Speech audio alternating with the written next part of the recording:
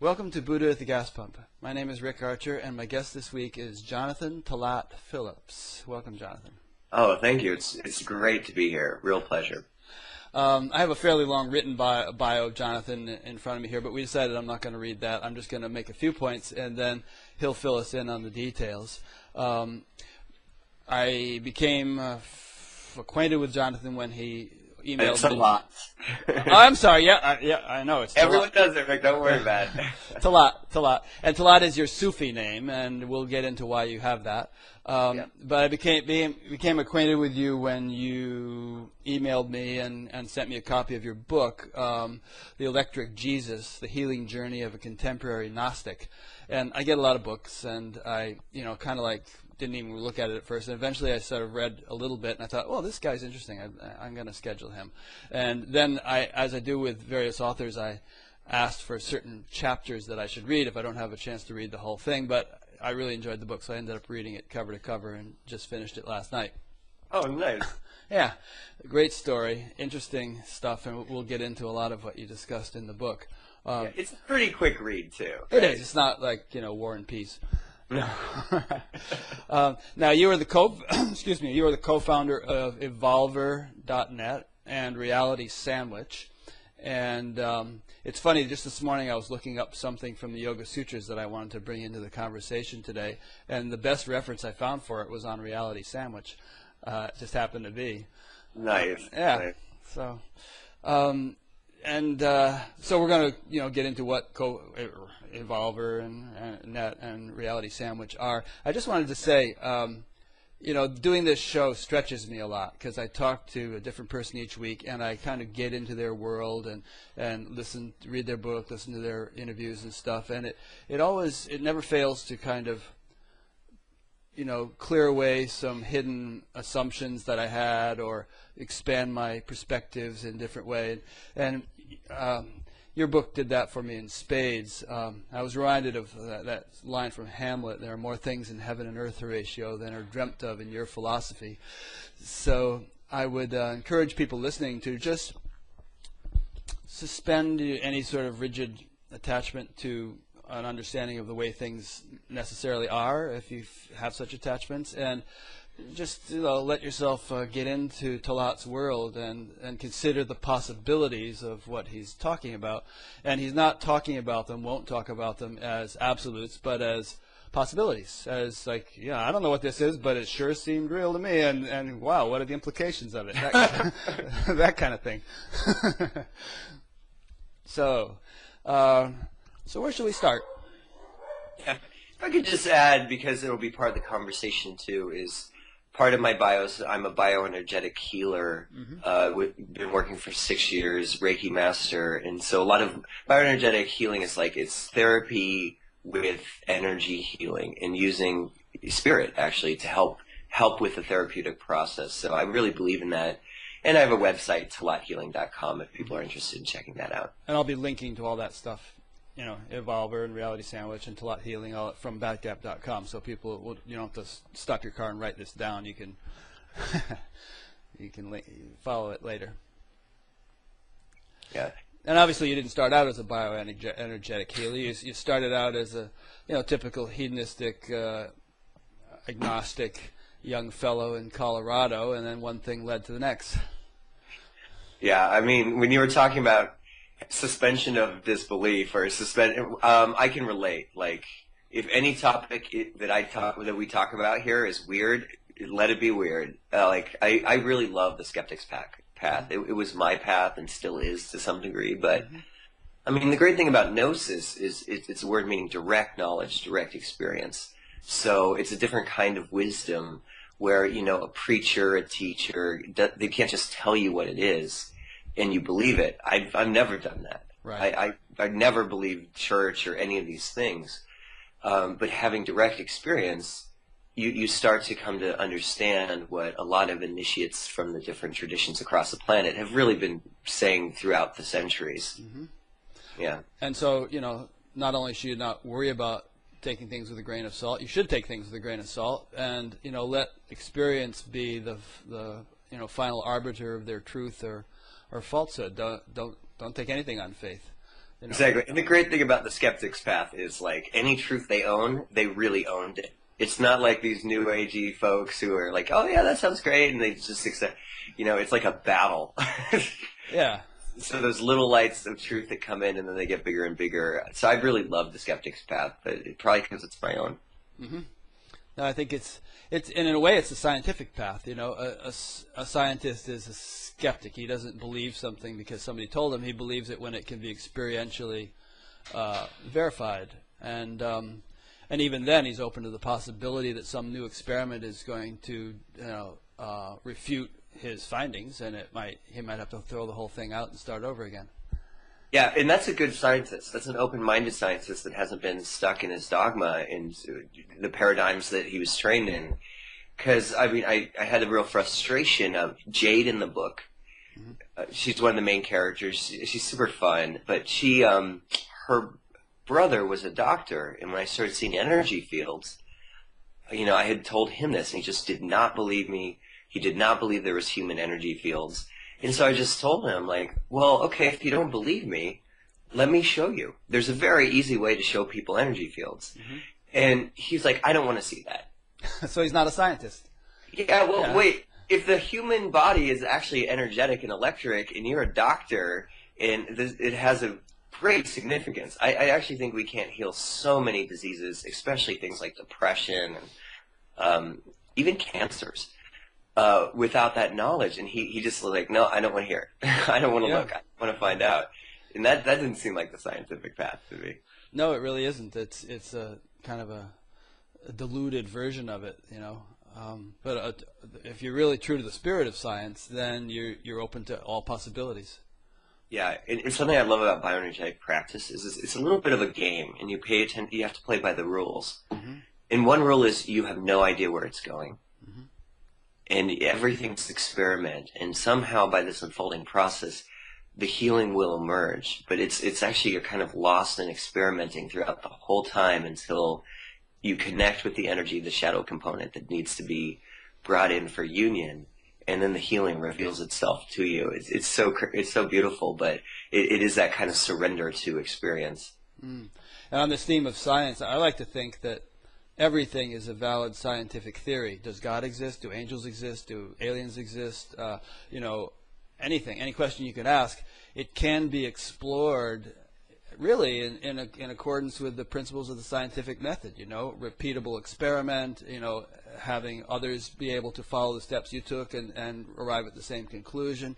It's just that you have to kind of bring into the equation the human nervous system as a scientific instrument and not just limit yourself to instruments external to the nervous system. Right, which I feel like quantum physics is now showing that with the observer affecting the observed.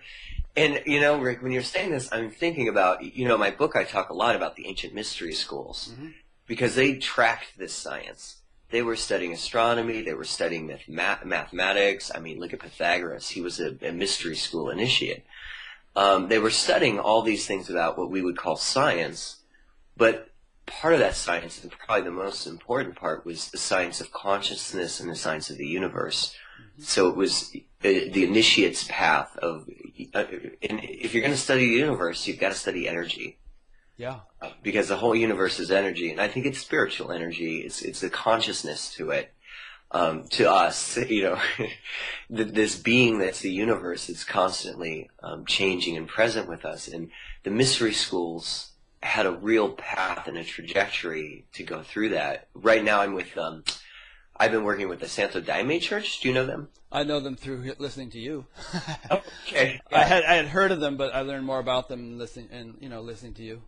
I mean, I just think it's incredible because I was reading the ancient Gnostics. Now I don't read the ancient Gnostics anymore because I practice with modern day Gnostics. Mm-hmm. And the hymns that come through, they're actually received. I didn't believe that for the longest time. I thought people wrote these hymns down. They're the medicine songs that come in. But then you start seeing your friends actually receive the hymn, and you're like, oh, okay, they're delivered. They're these gifts from higher dimensional beings. At least that's what the Daime would say. So it's received and actually sung spontaneously? Extemporaneously? It's not like cognized and then written down and then sung later? It could be however you track it. A lot of times they receive it and they do it into an iPhone recorder, you know. Just like that. Yeah. Yeah, and then you bring it to the works. They're not called ceremonies; they're called works because man, they really are works. And we sing them, but they'll call in different beings to come clean us and help us. And so it's this ayahuasca church where the men are on one side, the women are on the other. There's no shaman because we're all supposed to be training to be our own shamans and help each other. And they call in what's called the force, this high vibrational energy. It's very Star Wars-like in that sense. And the force is like this, what they would also call the Holy Spirit, the Holy Light. It comes in and it circulates. So they've created a magnet. It's very like quantum physically. It's a very smart spiritual healing technology. Masculine pole on one side, feminine on the other. Bring in the high vibrational energy and it circulates through the singing and the opening of the hearts, and it clears this out and it illuminates the human energetic body. So it's a pretty powerful thing. And in this church, it's a mystery school, so they're always talking about everything's a lesson, and it's constantly talking about the science of the universe and learning the science. And part of the science, they say, is just what you're saying. It's like opening it up to the potential of angelic forces or, celestial beings, and even like the power of the stars to heal us if we can connect with them. Stuff like in the earth. Yeah. Did this church exist hundreds of years ago, or is it some kind of new thing that just developed? It's new, and that's actually something that really surprises me is the depth and breadth of the work for how short it is. Who founded it? In 1935, I think. Well, 1930s. There was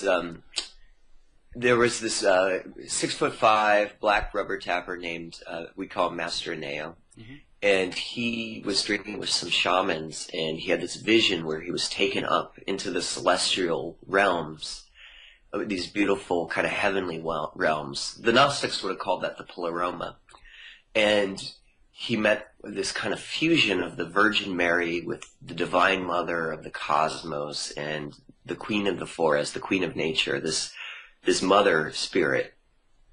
And she said to him, the Christian doctrine has been completely corrupted across the planet. We want you to replant the sacred doctrines in the Holy Light. And so that's where the Daime ceremony started. And I want to make a note on replanting the doctrine, because that's constantly said throughout Master Aneo's hymns. And I wondered what that meant until I met another Daime friend that had been studying Christianity and mushrooms, and there's some great books about that. John Allegro writes a really good book about that. Do you know the name of that, Rick? John Allegro? Yeah, the name of the book. No, I could look it up. But, yeah, I don't know it either. But if you look up John Allegro, you'll find a book about mushrooms and the cross. And he started showing me, this friend, all these ancient paintings of Jesus with mushrooms. Sometimes it would be on the Last Supper table as the body of Christ. Sometimes, often what they would do is they would hide them. They would hide them in, if you look at the top of a jar, it'll be very obvious that it's a mushroom shape. Or in his robes, in a lot of St. Michael's robes, there'll be mushrooms. And some of these are not too subtle. The Sacred Mushroom and the Cross, 40th, that's the name of the book. John Allegro, Allegro. Yeah, that's probably the most famous book on that topic. And in these images, it'll actually have somebody leaning down at the mushroom and winking at you, the viewer, saying, pay attention to this. So, and I did get, as we say, like a download in the ceremony once of like, yes, this is an ancient practice. The initiates through the other traditions too have also been using plant medicines, and I call them plant amplifiers, to accelerate their evolution. But they're also dangerous, so you've got to do it in a really good setting. Yeah, I was going to say, I mean, I have a young friend who lives in my town who took an ayahuasca trip, I think in New York City. Could have been with you guys, I don't know. But it totally destabilized her. She's been in and out of mental hospitals and having all kinds of problems. And so this stuff is not to be approached without caution. Yeah. I mean, just so, Daime is not ayahuasca. She said she went to ayahuasca. It was probably ayahuasca. Apparently so, yeah. Yeah, I won't even do ayahuasca ceremonies anymore because even those are too Wild West for me. The daime drives people crazy because we're in white outfits, we wear little ties, it's very rigid. Oh, so you're not actually ingesting any substances during a daime Oh ceremony? yeah, we do. But it's a version of ayahuasca. It's like it's got more of the chacruna, more of the DMT plant to take you up. Like you don't have these visions of the vine like you do on ayahuasca. And there's different beings you work with. There's different prayers. But yeah, and I like the rigidity of it because it's so safe. Because I go to all these festivals and all these kids are like, yeah, man, I'm just doing mushrooms and I just ecstasy and this and that and this and that. And meanwhile, they're totally ungrounded. Their fields are open. Stuff can get in. And, I'm kind of like, have you eaten today? Yeah. Maybe do a little stretching or, get grounded. Yeah. But I'm sorry, go ahead.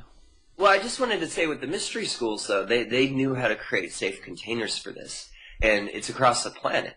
Yoga, I get a little frustrated when yoga classes say, you should not do any, entheogenic substances because yoga probably started with entheogenic substances, with soma, that magical elixir that there's some evidence it may have been mushroom tea, that when that was lost, they then needed to develop this amazing scientific system for getting back to those states of consciousness. Well, that's what I was looking up that I actually found on Reality Sandwich because I knew that there was a verse in the Yoga Sutras, and I found it goes, cities are born of practices performed in previous births or by herbs, emphasis there, mantra repetition, asceticism, or by samadhi. And that's by Patanjali, who's the founder of yoga, whom any self-respecting yogi would respect and acknowledge as an authority. And as an interesting little aside, which will kind of pique your interest, Patanjali was said to be an incarnation of a divine serpent. He was an incarnation of Sesha, who is you see in those Hindu iconographies that thousand-headed snake, and Vishnu is reclining on him. Anyway, that's who Patanjali was supposed to be. But obviously, churning the cosmic energy of he's like churning the milk of the cosmic sea. Mm-hmm. That energy, yeah. And I mean, Rick, that's a pretty good concoction for transformation. That one line you read there, mm-hmm. With the different modalities to get there, I think that's powerful. Which is not to say you have to do them all. I mean, I interview people who just awoke one day. They were minding their own business, and boom, and I often suspect there had been progress made in past lives, which culminated in this awakening. And mantra practice over time or mantra meditation of the right kind can unfold, profound degrees of awakening. And so there's different paths to the same thing. I mean, would you agree? Would you say that we should have ayahuasca 101 in high school, or is it more like if that's your path, maybe you're going to gravitate to that, but it's not necessarily for everybody? Oh God, ayahuasca is not for most people. Right. Okay. I mean, that's high octane evolution. It's like rocket fuel. You can get from LA to New York a lot quicker. Or you could blow up in the sky. So it's only people that feel called, and you always know it when they're called for ayahuasca. They're like, I need to do this. If it's like, I'm sort of thinking about it. Yeah. Don't do it. A few months ago, some guy actually offered to buy me a plane ticket to Peru because he was going down there to take ayahuasca, and he wanted me to go with him. And I just felt like, safety first. It's not my trip. I'm not closed to the possibility for all time, but I just didn't feel the pull, as you say. I mean, I've been meditating for 44 years. That's been serving me well. I just didn't feel like throwing some unknown thing into the mix. Yeah, it's pretty special. Yeah, I mean, I might totally love it. I have no idea, but it might also fry some circuits. I'm a child of the '60s, and there were a lot of LSD casualties. And as I read your book, it struck me that ayahuasca must be different than LSD, because if anybody took as much LSD as you've taken ayahuasca, I wouldn't be able to conduct an interview with them. They'd be like all over the place. I tell you, I feel I'm so grateful I'm not in the '60s. I used to wish I was in that time period because it seems so exciting. But man, LSD I think is it's not like when you go to Ellis. Like I just saw Magic Trip or Magic Bus, the documentary about Ken Kesey. Ken Have you Kesey, seen that one? I haven't Yeah. seen it, but I know about Ken Kesey, sure. There was like not one word about healing through that entire movie, and they're all like, "Yeah, we're gonna trip. We're gonna see these cool things. We're gonna do this." And I was like, I always thought I wanted to be on that bus, and I'm like, "There's no way. I would much rather be in a daime ceremony where it's safe, it's healing. I got my life back through daime, though. Maybe we'll get into this, but I realized my whole next book's going to be called Warrior Healing: How I Illuminated My Demons, because the black bowling ball that I talk about in The Electric Jesus, my next book is discovering what that is, which was in energy healing, we call this a parasitic astral attachment. It's an energy parasite that's stuck in the human body, and it's spirit possession, quite literally. And I think a lot of people suffering from depression, from anxiety, bipolar, especially schizophrenia, I was hearing voices, was because of this astral attachment. And it was a 3.5-year battle. I was in panic attacks 8 to 10 hours a day.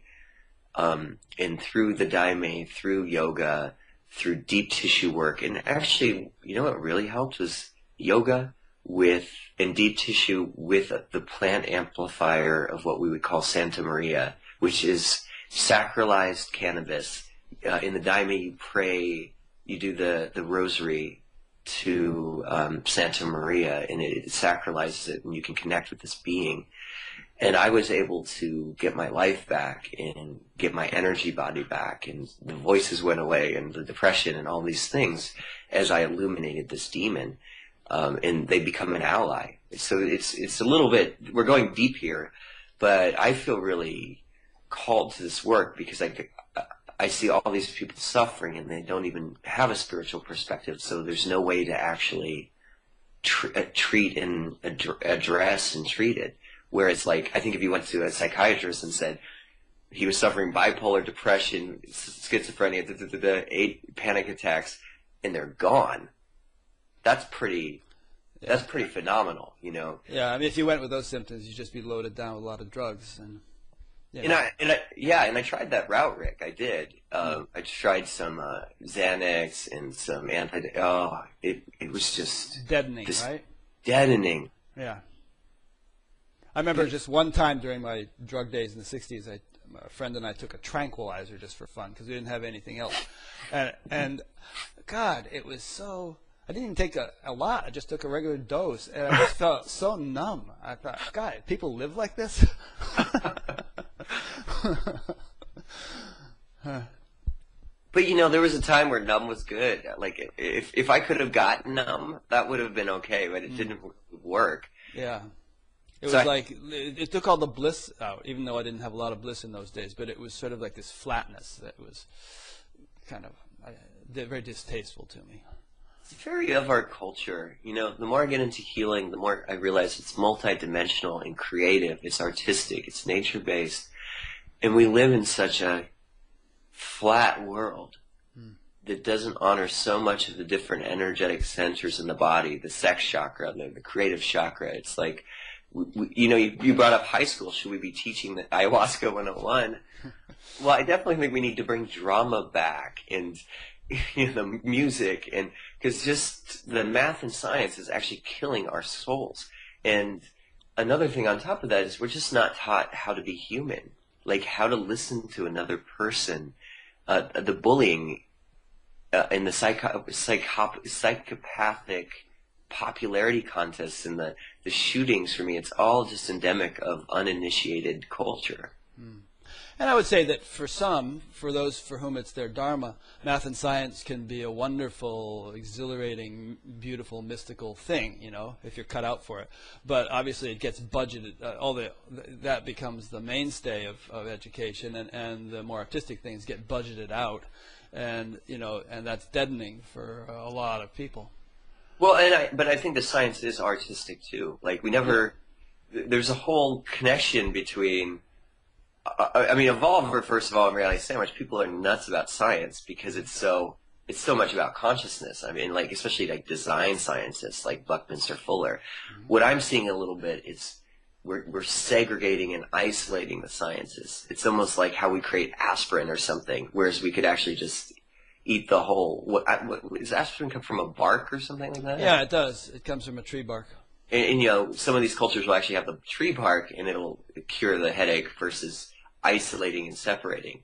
Because I think if you got this, you really need scientists and artists connecting more, and the scientists are artists. I really like the Renaissance construct of having a complete education. It's an interesting point you make about the. Somebody just Skyped me from Nepal. I'm going to put my Skype on Do Not Disturb. There we go. Nepal's calling. Interesting point you make about the plants and extracting their essence and turning it into a pharmaceutical, because it's argued in Ayurveda that you really need the whole. To really get the intelligence of the plant, you need the whole thing in a synergistic, holistic way. And if you just try to extract the chemically active component and use that as a drug, you miss the whole point. You lose the overall the intelligence to the plant is lost. Yeah, yeah. I'm sure there's some DMT enthusiasts. Do you know DMT? Only through you, mainly. You're corrupting me, man. I know. I'm sure there's some DMT enthusiasts out there that would argue against that. I have a friend, my buddy Mitch Schultz. He directed this movie called DMT: The Spirit Molecule, which is right, yeah. It's getting a lot of traction out there in the certain festival and spiritual counterculture circuits and things like that. I think he's got over 250,000 Facebook views now, so a lot of people are smoking DMT.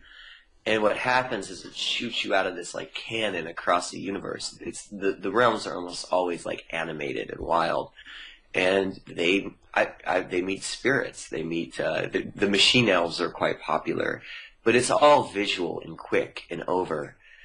And I've done DMT twice with very positive experiences, but I don't know if I do it again. I like ayahuasca, daime and ayahuasca, they have DMT in it, but it's not synthesized. You know, it's done through this cooking process with a vine that has MAO inhibitor, so your stomach can actually, so you can process the DMT and stuff. Mm-hmm. And instead you get these much longer journeys where healing happens. Yeah. And I even asked Mitch, okay, DMT or ayahuasca, what do you prefer? And he's like, oh, ayahuasca, even though he did a whole movie on DMT. Well, you know, one doubt that comes up in my mind, and I thought of it a lot as I read your book, is that... That sounds great. Well, yeah. I mean, it's like, for instance, ecstasy, MD, whatever it's called. MDMA. Right, yeah, that acronym. I've heard that it sort of mimics serotonin, and it kind of locks up the serotonin receptors in your nervous system, but somehow afterwards you're less capable of producing your own serotonin. I mean, I might be wrong about this, but I've heard that, and I wonder if the body can't. I don't want to. If the body can't be its own pharmacopoeia to a much greater extent than we're giving it credit here, and that natural, maybe the yogis are right that natural techniques of meditation and other types of things can induce the secretion or the production of these things from within us without having to rely on external substances. But that sounds like too absolutist a statement, because I wouldn't rule out the external substances. But I'm wondering if you pay a price in terms of your kind of weakening your ability to produce them naturally from within if you get in the habit of taking them from without. Well, I think you've asked a really great question. Maybe we could give it a couple parts and have a little dialogue around this, because what I would like to do is give a little context to the MDMA section in that book and like why it was so important to me, so people, and I think they can maybe relate with my story a little more too. Mm-hmm. That I had been a political activist, really fighting in very flamboyant ways, as you know, Rick, from reading the book. Johnny America, leading an American revolution against King George II and his corporate. We dressed up as these very flashy kind of like Bootsy Collins meets Benjamin Franklin patriots. And when Bush won that second election, I fell into a dark night of the soul. I was looking at the planetary situation, 3 species dying per hour on the planet. and I was really stuck.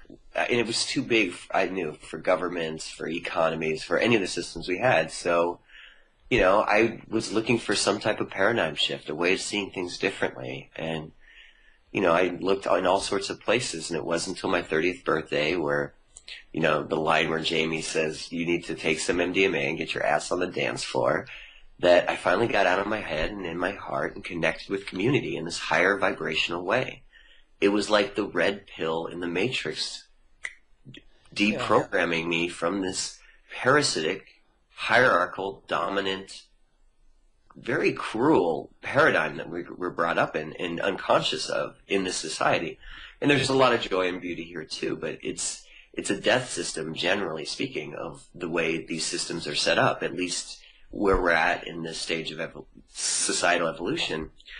And the MDMA activated my heart chakra. It activated my third eye. So it was a catalyst. It kick-started you. It's a catalyst. But that said, do I do MDMA anymore? No. Because right. That was my experience back in the 60s. First time I smoked grass, first time I dropped acid, it was like it was a major shift. But after a year of doing it, I had dropped out of high school. I was a total mess. I was paranoid. I was confused. And so you can see why I have a little bit of skepticism, obviously, at least about continuing usage. And I think a lot of people, they get started and they don't stop until they've done a lot of damage to themselves. Yeah, and then a lot of people use it responsibly, and it creates some of the most magical moments of my life. Are entheogens and sex. Those are just awesome moments in my life that I keep going back to. Have you met people who've been doing ecstasy for years now, and it's obviously taken a toll? Not so much. Okay. The ones I've seen are some of the kids in the 90s that were doing meth at raves. Oh, meth, of course. I've seen. I really think meth and cocaine have a very demonic.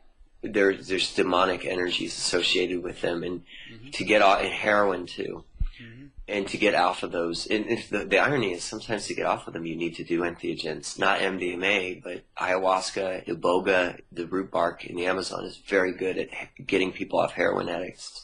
There's a great movie called I'm Dangerous with Love. My buddy Dimitri, and this guy's like a classic New Yorker, and he was going to kill himself. Because he couldn't beat his heroin addiction. He's like, I'm flying to Greece, I'm doing iboga, and then I'm going to kill myself. Well, guess what? 3 days of iboga, he was off. And then he started doing iboga ceremonies with other addicts, with some success and some couldn't break the habit. But I want to talk about MDMA because there's something really cool going on with it right now. Is MAPS is tracking this a lot, the Multiple Association of Psychedelic Studies. I think I messed that up, but it's not MAPS. And they're helping fund research with Iraq veterans that came back with PTSD and are very serious. And they're working with MDMA therapy for healing that, and the results are off. It's just off the hook. It's as the young kids would say, it's off the hook. And there's a lot of healing, very positive results. But I think that's the thing that I love is that I don't do entheogens in a recreational manner anymore. Right. In a therapeutic or ceremonial context, I think it can be really great. And Rick, I want to say one more thing is I have a very serious spiritual practice. Yoga, meditation, and the Daime is a very serious spiritual. Well, I gather that. Yeah, sure. I mean, you're not goofing around.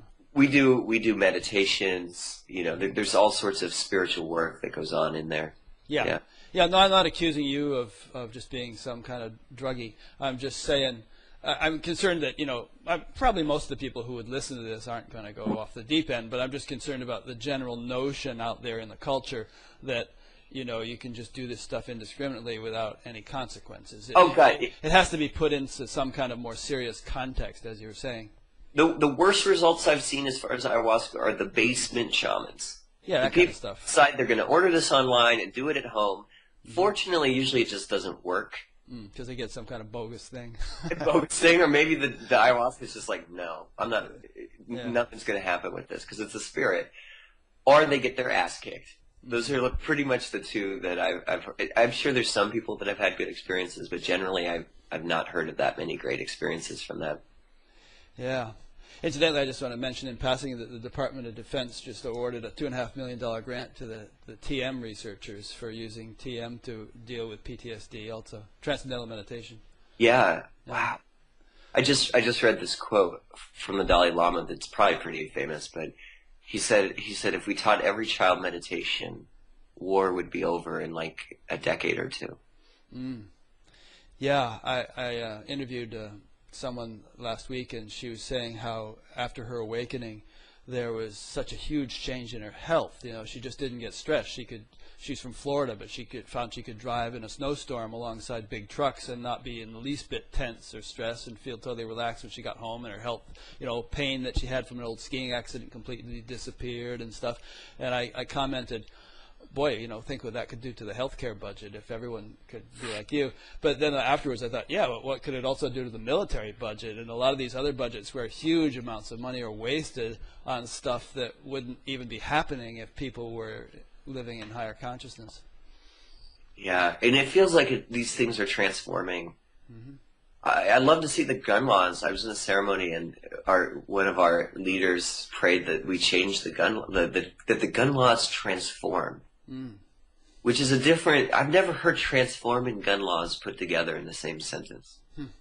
It's not saying we're going to get rid of this or move this or we're going to transform the consciousness around it.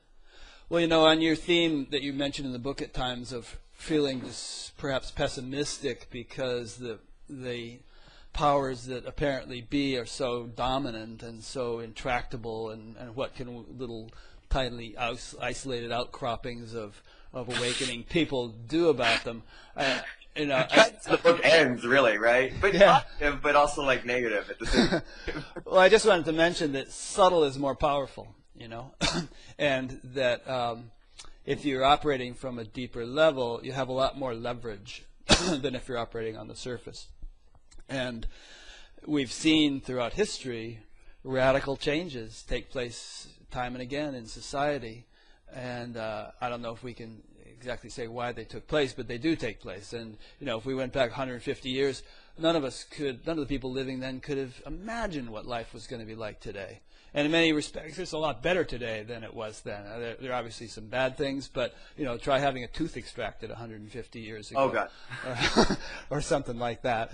Or try being a woman. Try being black or, exactly. in the U.S. So these monumental changes have taken place, and everyone seems to say the pace of change is accelerating. So, within even my lifetime, what to say of yours, we could see a world which we can barely imagine now. I like to think living in a world I never imagined. I always wanted already. And now I'm doing healing works where a multi-dimensional guide that feels angelic comes in and shoots energy through my heart to put through my hands to someone else. Mm-hmm. For me, it's not just spiritual, it's sci-fi stuff. Yeah. And that's my daily practice. And I know a lot of people are waking up and experiencing God consciousness or whatever they might call it in their lives. In the Daime Church, what's coming through now is one of the heads of our church. He's not like the Pope or anything. He's like a guy that plays guitar with you in ceremonies. Mm-hmm. But his new Inario, his hymn book that's come through, is called Nova Dimensao, New Dimension. Mm-hmm. And it's literally a study of a new energetic dimension that is coming into the planet. In my book, I hint at this, but I hadn't really got a taste of what it was too much. Of a lot of yogis say we're in the third chakra right now. This yellow chakra, it's masculine, it's achievement, willpower.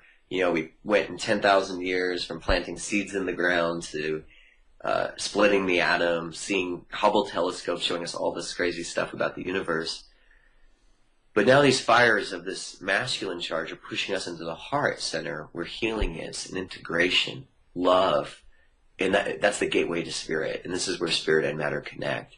And what I'm seeing is we're getting a lot of help come in now in esoteric circles. And it's just like you said, Rick, like it's subtle. When I can really get out of my head and into my heart, that's when the guide will come in and work with my hands.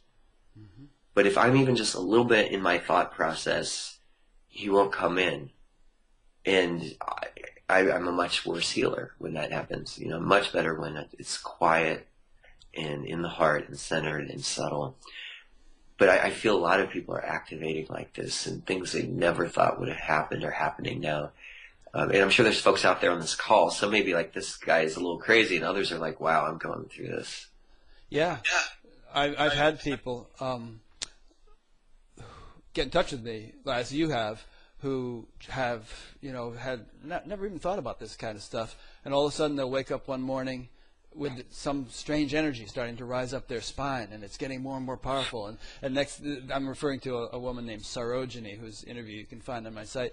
And they'll start researching on the internet, and they'll stumble across Kundalini, and they'll think they have Kundalini disease, and then they'll realize, oh, it's not a disease; it's something spiritual. And it's spiritual. I was never spiritual. Why is this happening to me? But anyway, this kind of stuff is just kind of cropping up in people who sometimes have no thought of it.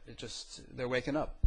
Yeah, and I bet you do a real service for providing. Isn't it great? We have this alternative media, so here we don't have to go. If we just had to go through the mainstream mechanism, yeah, this wouldn't be out there.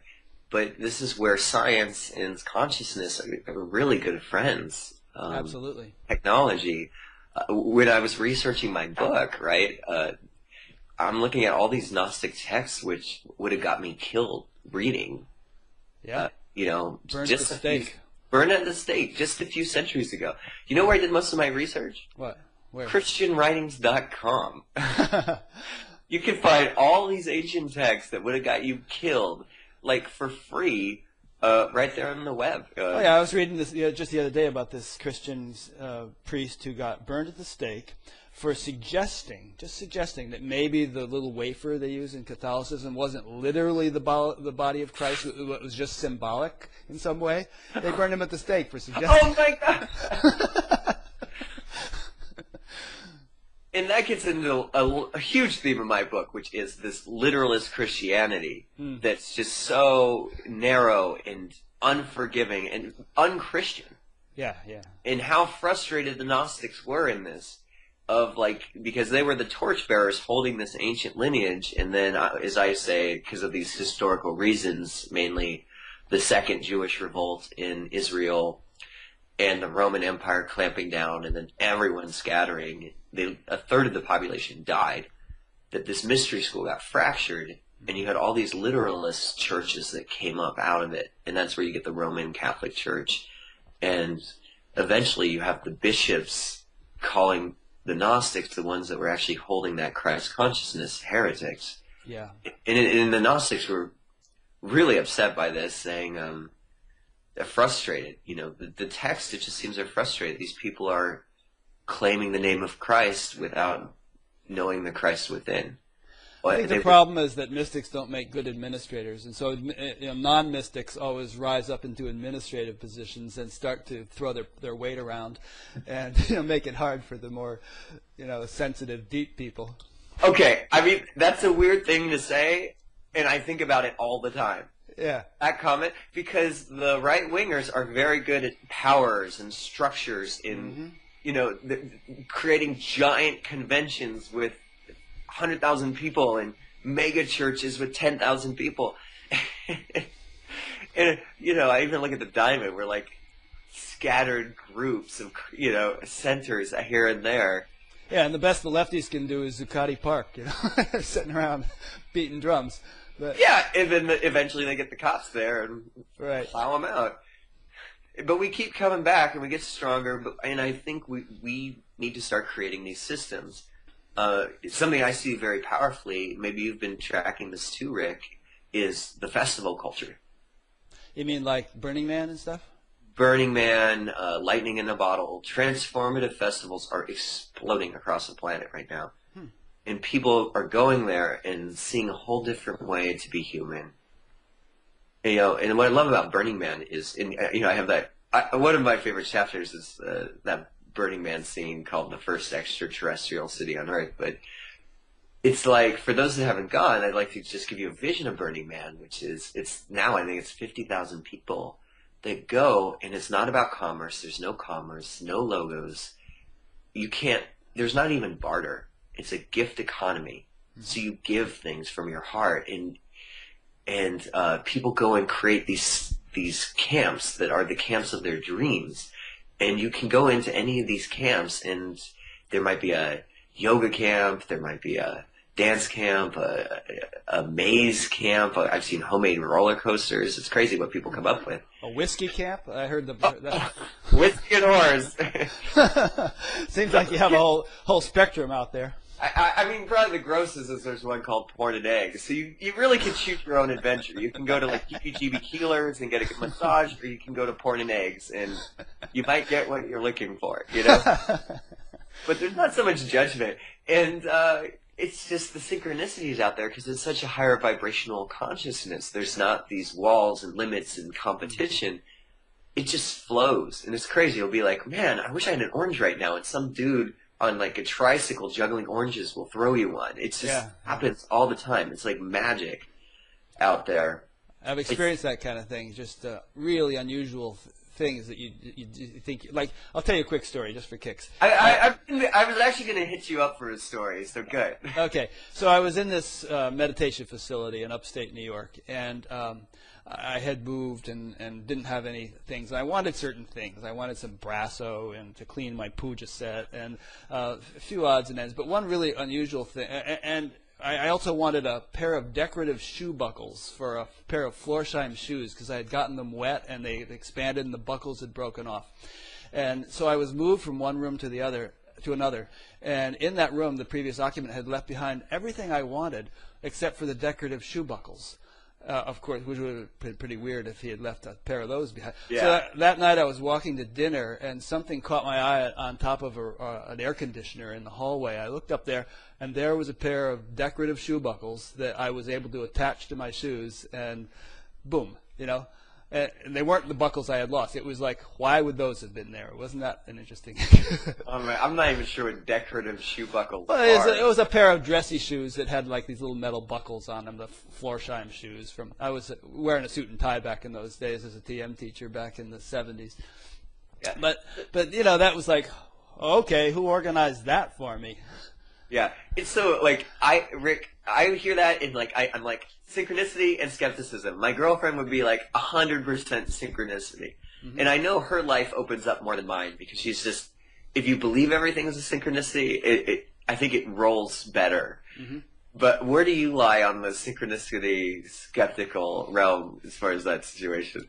Well, in that particular instance, I just felt like it was sort of like I almost envisioned, you know, magical little gremlins running around doing things and you know, laying trips on people. And they had somehow picked up on my thought, and somehow it had been organized to put a little pair of shoe buckles on top of that air conditioner. I don't know. Obviously, a human being probably put them there, but why and what motivated the human being to do it? Perhaps the little gremlins that picked up on my thought. Yeah, you know, for some reason this reminds me of bioenergetic therapy is the same as dream therapy. The rules work the same because it is the same. This is the waking dream. And, you know, so I hear that, I'm like, wow, let's co-create a waking dream. Maybe it really is manifesting these things and the universe is co-conspiring with you. And I actually think that's what's happening on this planet right now. If you pay attention to the news, things can seem pretty dire, but the universe is co-conspiring to help us wake up and really bring the light to this planet. The amount of beings. I also think there are a lot of shadow beings that need illumination and are causing suffering. Actually, could I share a story about shadow beings in the Santa Daime? Absolutely, yeah. I've had it in the back of my mind to ask you more about that, so let's do that. I mean, the reason I went to Santa Daime is because I realized there's this astral attachment, and I wanted to heal, and they have this tradition where one of the formalizers of the church, Padrino Sebastião is his name, and he actually died on St. Sebastian Day. So he's kind of a mythical guy in a way. He has this giant, almost like Fu Manchu beard going on. Fu Manchu, is that right? Yeah, I know what you mean. Big beard. Okay. Yeah, big white beard. Like let's think. What's that group from Texas? ZZ Top. ZZ Top. Okay, it's a ZZ Top beard. Yeah, One of those guys, incidentally, is a meditation teacher, the ZZ Top guy. You're kidding. Billy Gibbons. He was on a TM teacher training course in Mallorca, Spain, back in early 70s. Anyway, I'm getting you off the track. The same guys that were singing Legs? Yeah. That's awesome. Meditate and appreciate Legs. Yeah, no, we're not getting off topic because, I mean, seriously, Sebastião looks a little bit like he's moonshining. Okay. And it's weird to be like, that's my spiritual mentor, because he passed through such a difficult path, and he gave me hope where no one else could give me hope. I've been to so many healers, like, yeah, we'll get this attachment out. You know, I've probably spent thousands of dollars on hypnotherapy. You name the modality, I've done it.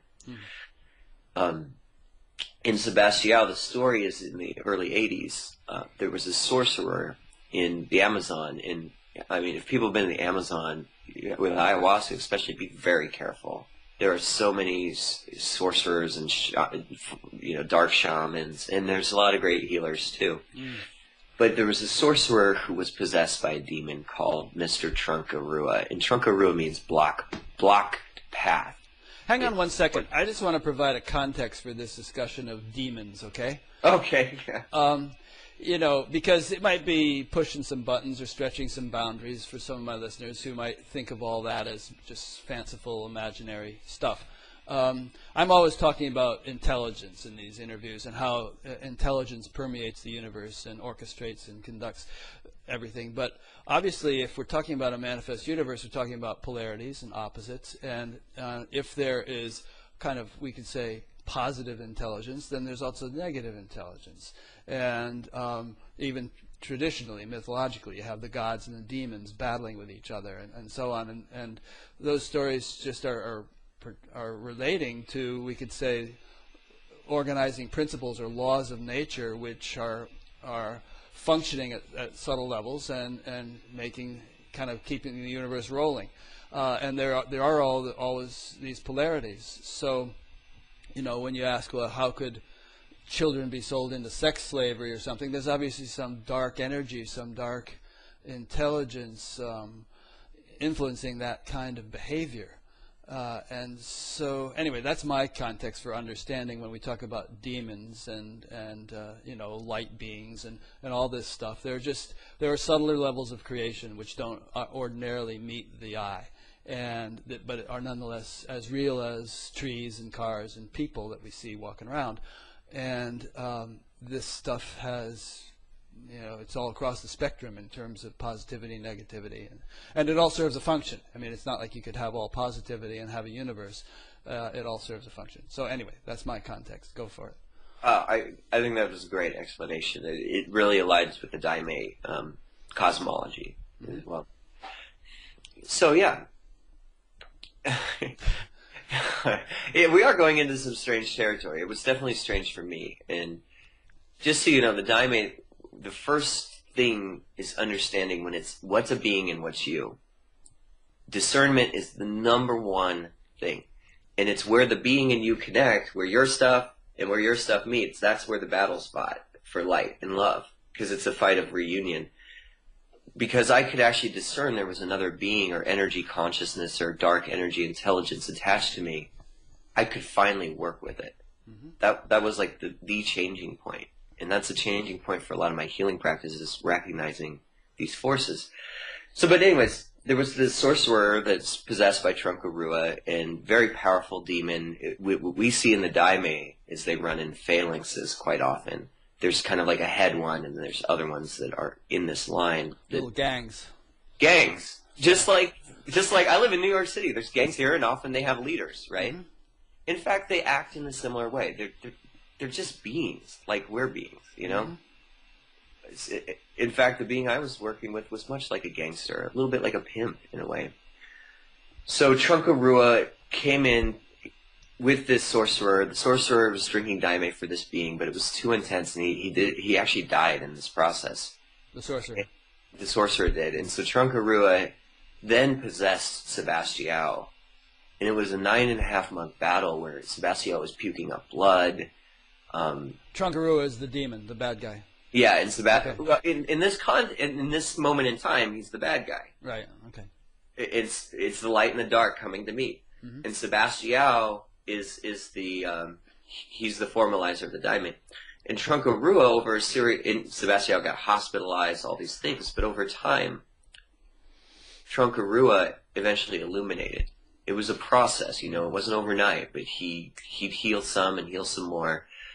And then when he illuminated, he said, I'm illuminating, but I want you to help my other lost brothers and sisters out there. Mm.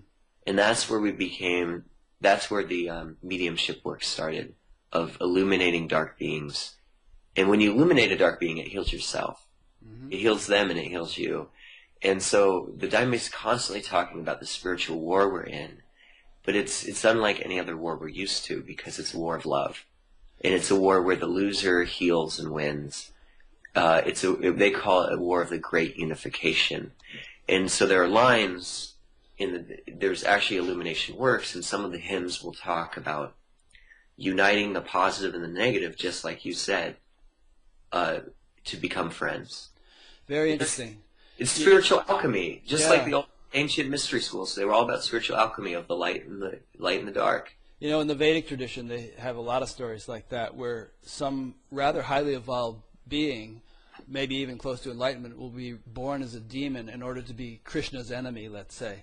And there'll be this big battle, and Krishna will finally kill the demon, and in that moment the demon will get enlightened. And it was that, you know, that was the way. And Ravana, in the Ramayana, Ravana was this great, highly evolved being, master of all this wisdom and knowledge, but he was demonic. And yet when he was finally killed by Rama, that was his full enlightenment. And that was just the path he took to finish the journey. That is an integrated approach, right? That's holistic, right there. Even the demons. And, I mean, the dark guide. And I have to say, for 2 years, I woke up and wanted to kill myself. Hmm. That was my whole mission every day was, do not kill yourself, because what we see in the daimyo is worse things can happen. You can then killing yourself, you mean? Yeah, if you kill yourself, you can end in worse states. Mm-hmm. And we've done a lot of work in helping those beings out of those spaces. But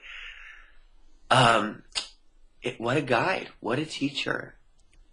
I learned so much. My healing practice is not. I would have been probably one of these kind of cheesy Reiki guys that, you know, oh, we're going to channel in the dolphins now or this. Because I had such a deep, difficult teacher, I feel like my healing practice just is that much more rewarding now. And this difficult teacher was this demonic intelligence that you... Yeah, it was...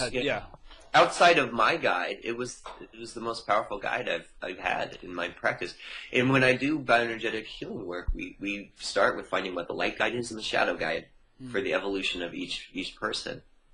That kind of puts all traumatic and difficult experiences that human beings go through in a different context, doesn't it? I mean, you know, if we do live in a sort of a benign universe that's a giant evolution machine that really wants all life forms to move along toward higher consciousness, then why does all this negative stuff happen? Is that sort of thwarting the purpose? Well, maybe in the big picture it's actually serving the purpose by strengthening us or giving us certain knowledge and wisdom that we wouldn't have if everything were just smooth and rosy. Yeah, did you know Alex Gray, the visionary? Yeah. I've looked at his pictures and heard that you're a friend of his. Yeah, I was just. I spent a weekend up at his Chapel of Sacred Mirrors, and he has a beautiful. It's very scary, but also beautiful painting about spirit possession. Mm-hmm. And we were talking about it as an evolutionary force when we were looking at this painting, and he was describing it as a slingshot, because, you know, that negative energy, you pull it back like this, but then when it's ready to go, it just, you know, it's a very powerful evolutionary force if you don't fall under the victimization of it. Yeah. Well, that's interesting. I mean, you hear about alcoholics bottoming out, and, you know, I kind of bottomed out in my own experience before I turned around, and I really did slingshot back in the other direction. I mean, within a couple months after giving up drugs and learning to meditate, I had gotten back into school and gotten into college and gotten a job and reconciled with my father and just all this positive. So it was much more contrasting than it might have been if I'd just been kind of muddling along. Yeah. Yeah, it's the challenge to, and we don't hear this. Like our medical system has a very victim mentality. You come in, the doctor knows everything. I get very frustrated with a lot of doctors because they don't even ask questions sometimes. Mm. Um, and it's very victim like based. It doesn't empower people. So that's why my next book is going to be called Warrior Healing, because that's my healing practice. Is like if I didn't step up into some sense of warriorship, spiritual warriorship, I don't think I would have got through that passage. Mm-hmm. Yeah, and I just see it with a lot of the clients I work with these days. It's just I thought it was just me, just the vast amount of suffering, and then that there's actually a trajectory to get out of it is pretty incredible. Well, I mean, all the myths support this, don't they? I mean, there's always a sort of a rite of passage, and it's actually institutionalized in certain cultures where the young man has to go through these trials and tribulations and fasting and sun ceremonies and all kinds of things in order to pass into adulthood. I mean, even birth is a rite of passage. You go through kind of a rough time, but it is. It's all kind of. We live in a mythic realm and we don't realize it. Like when I started hearing and reading the hymns about Sebastião, and here's this Saint Sebastian, and here's Trunca-Rua, and Saint Sebastian in the past was tortured by a being, or he was tortured, right? He died horrifically, and here's the light and the dark come into this epic battle of union, and then this happens, and then he dies on Saint Sebastian Day. I was just like, this is mythic territory. But just like you're saying, it's in our own lives. Our own lives are these mythic, epic journeys. And sometimes we don't even realize it. Like with bioenergetics, say like someone gets in a fight with their wife, and you think it's just this mundane thing. But when you slow down the energy and look at it, it's drama. There's so much going on. It's actually a beautiful learning landscape and playground to evolve with. If you start paying attention. Mm-hmm. Yeah, and if you don't run out the door and slam it behind you and go off and find a new wife and do that a dozen times over and over again looking for, if you actually anchor yourself and face the music and learn the lessons that are being presented you, some real growth can come out of it. Right, yeah. And you're married, Rick, right? Yes. Mm-hmm. How long have you been married? 26 years almost. Yeah, you sound like you've done a lot of work. Just recognizing that is pretty incredible. Oh yeah, you don't keep, perpetuating the wound and projecting it on different, different partners. Yeah. And not always, but over time I've grown more and more appreciative of the fact that everything I'm experiencing is my teacher. It has some lesson some valuable lesson if I can only take it to heart. Yeah. So can I ask you a question? 26 years here. Uh-huh. How have you learned to just accept and love yourself in a long-term relationship like that? Well, I don't know. I guess, firstly, I have a spiritual practice which I find very nourishing, and I feel like I've learned a lot of patience, and you can react to something in a moment of impatience that can have repercussions for days, or you can just be patient, and within 5 minutes the whole thing is completely gone.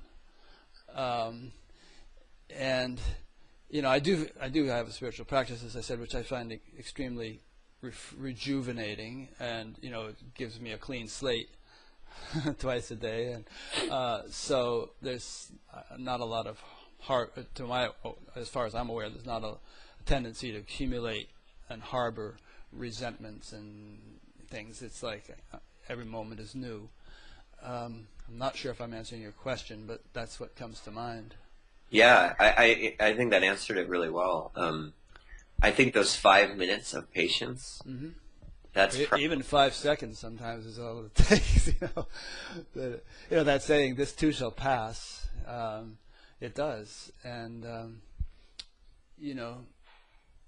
no, which is not to say that a person should sort of hang. If if they're in an abusive relationship or something, that they should just hang in there for decades. I mean, there can be situations that action needs to be taken, but I've just always had a deep intuitive sense that I'm where I'm supposed to be, and the course of my life is almost, I could say, divinely guided. There's like, if I look back a decade ago, 2, 3, 4 decades ago, I never could have anticipated what I would have been doing a decade later, but it's always kind of worked out better than if I had been the guy that was working out all the details, with my limited perspective. It's like a traffic cop can kind of see the whole flow of traffic and can tell the cars to go this way and that, whereas each individual driver might not make the best decisions. And I just sort of feel like there's some kind of cosmic traffic cop that's calling the shots to a great extent in my life, and I've learned to trust that and flow with it, and I'm always pleased with the outcome. Yeah. Cosmic traffic cop. That's a good line for the teaser of the podcast right there. Rick and Talat talk about DOT and cosmic. Yeah. Yeah. I'm also just asking because suffering from possession for so long, and I had a violent mother growing up. Mm-hmm. I had an alcoholic father. Yeah.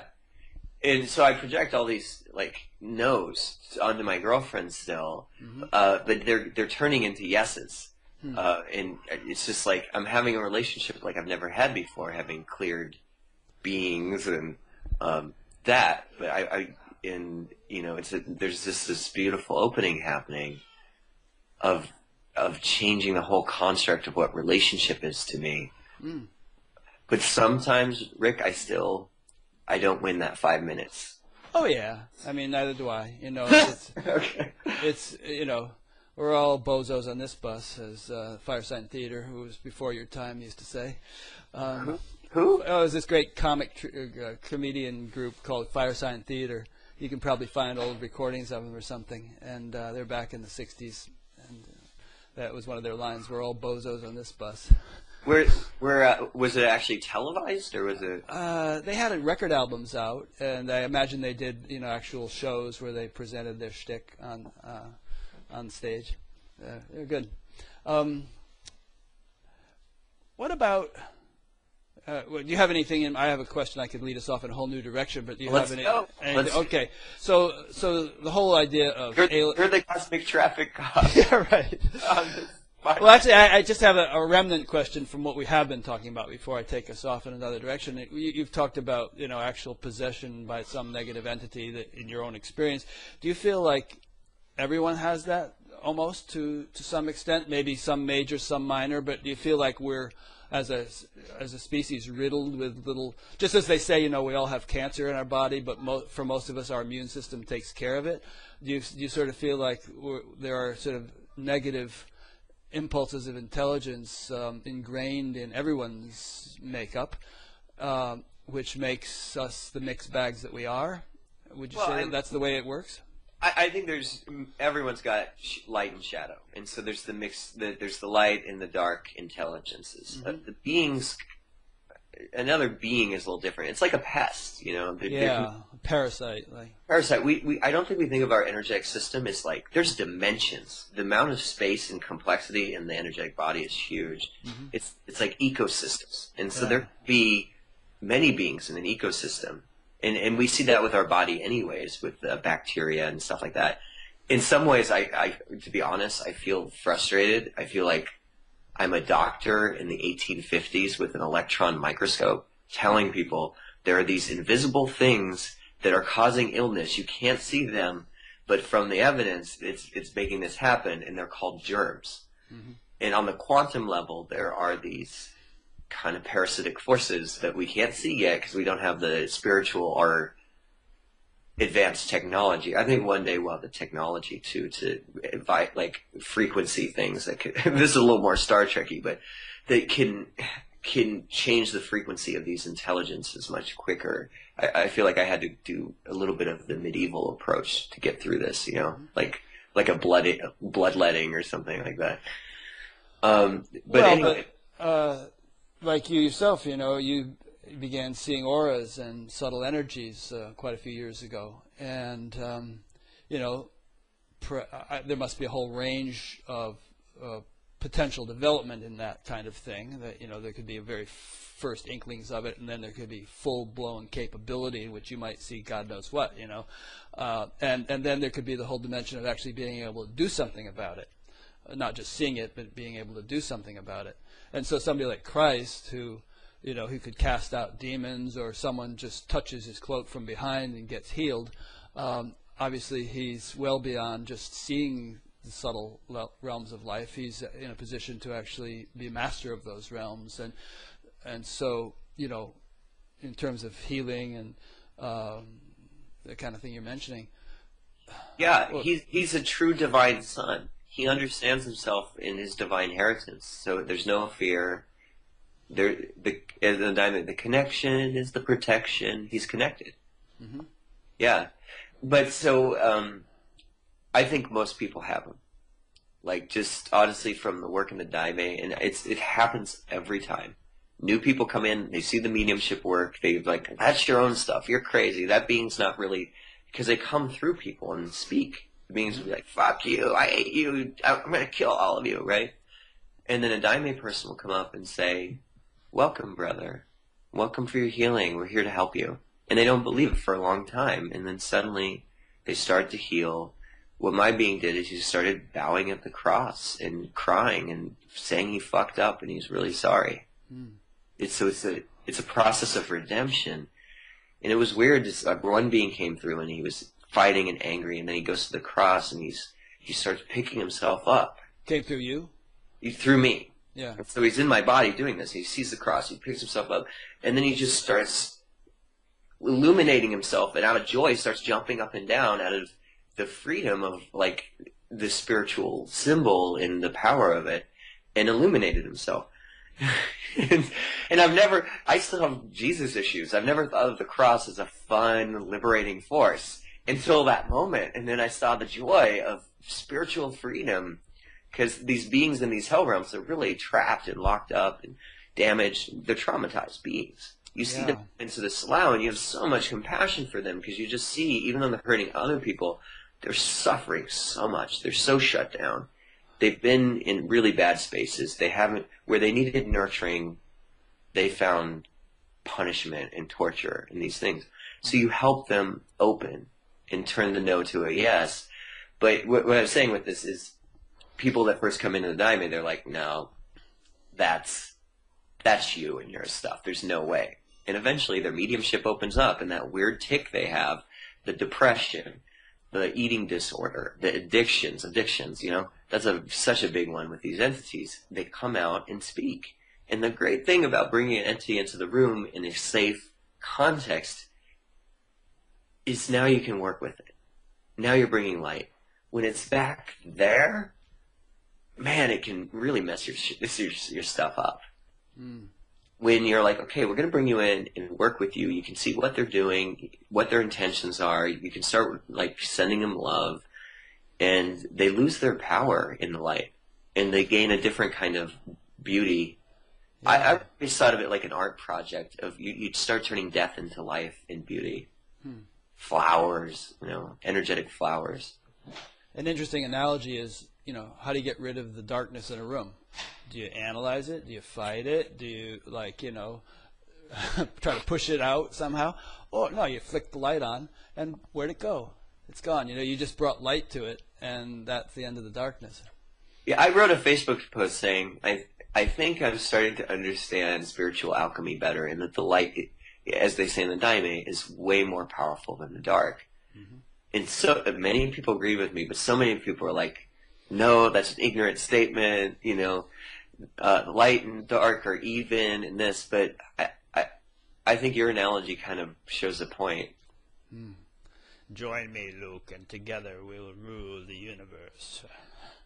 How many times, I think of Star Wars all the time in my journey. You know how Luke was like, I have to face Vader again. Like, I had to go back to ceremony to face my Vader. But what happens in the end? You take off the mask, and he's like a crumpled old wounded guy. That's what they found with Trunka Rua. He was crippled. He was a crippled old guy that needed a lot of healing underneath the demonic mask that he was wearing. I heard a Bill Moyers show in which Joseph Campbell talked about that, seeing Joseph was friends with George Lucas, and it's a treat. You really have to go back and listen to the Bill Moyers conversations with Joseph Campbell. Oh, were you going to say what they said, though? Or no, I'm just commenting. I don't even remember the specifics, but there was so much wisdom and mythology in the Star Wars series, and so many profound kind of symbols that took place throughout the whole thing. Yeah, at least the first three. I don't know about it got a little weird after a while. Maybe because Joseph Campbell died. I don't know. Totally. When you can see those Joseph Campbell ones, every time they do a fun drive for PBS, they play them. Yeah. They play them because they know it's just gold. Yeah. Now, one theme that comes up prominently in your book is the whole theme of extraterrestrials, which, again, there's all kinds of silly New Age ooga booga about that, but I think you treat it in a responsible fashion, and in my own experience, it was something that dawned on me in around 1980 or so, that this is part of the equation in terms of the evolution of our planet, and that there actually is something going on there, not through any direct experiences like you've had, but it just kind of hit me and rang true. So how does that tie in with everything else you've been talking about? Yeah, I mean, it's funny because the last 3 years, maybe 4 years, that has not been my journey. Mm-hmm. But for that entire book, it was a phase. Yeah, it was very prominent, and I didn't put it in the first 5 drafts of the book. It was only the book had been accepted. And Daniel Pinchbeck, the author of 2012, The Return of Quetzalcoatl, he was one of my editors. He still told me, we can't publish it because you're not being honest enough. He's like, you got to put in your shadow stuff, your messy relationships. Everything you don't want to put in the book is what's going to make it interesting. And I'm glad I did it because I think it's a much more relatable book. But the hardest thing was coming out of the galactic closet because,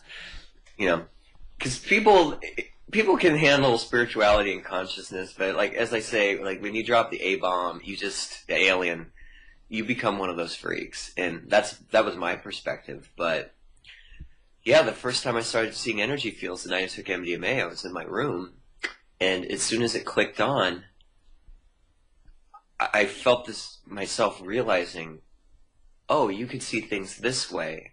And then I was given one word, and the word was alien.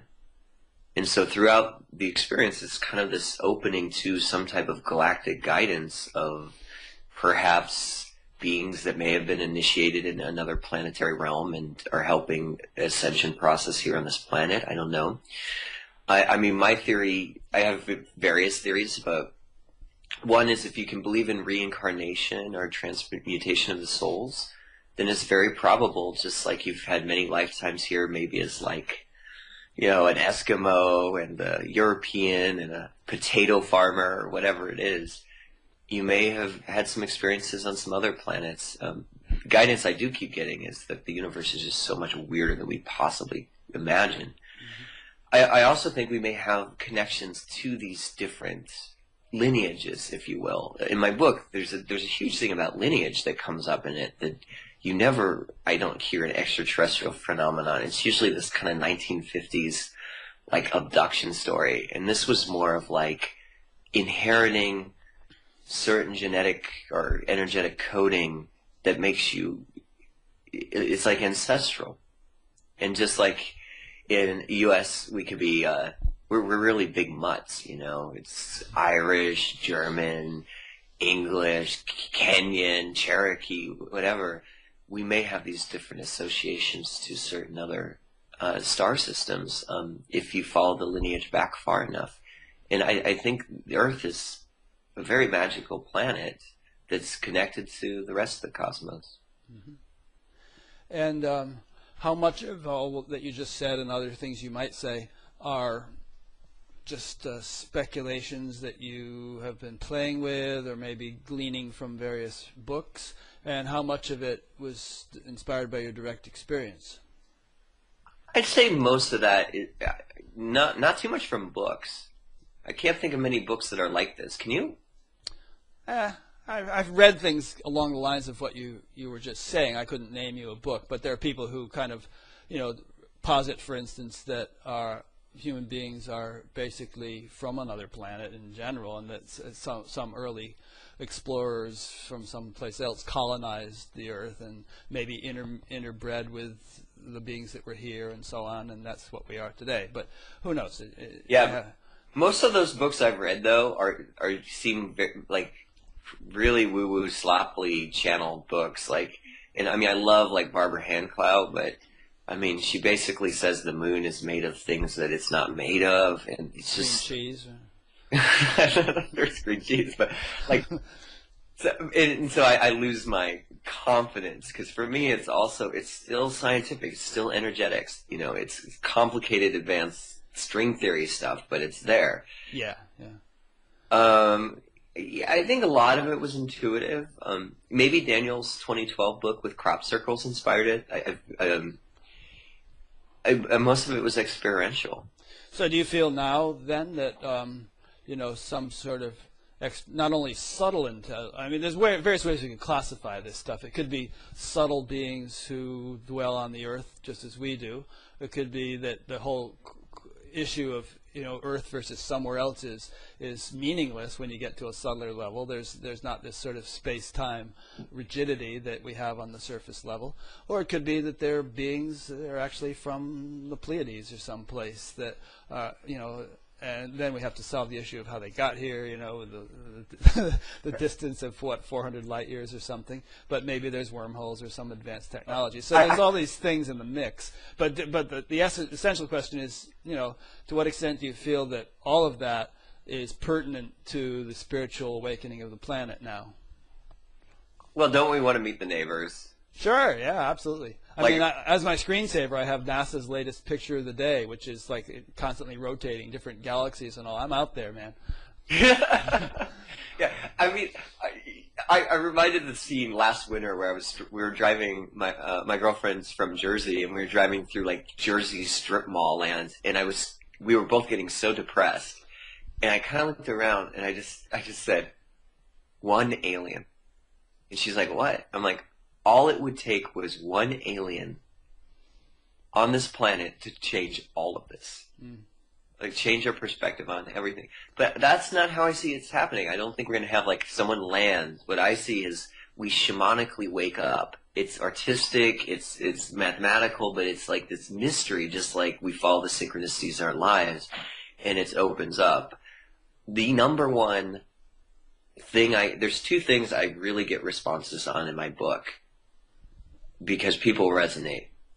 The black bowling ball in their stomachs, because so many people have the black bowling ball that holds their life down, and I think a lot of that probably is entities for people.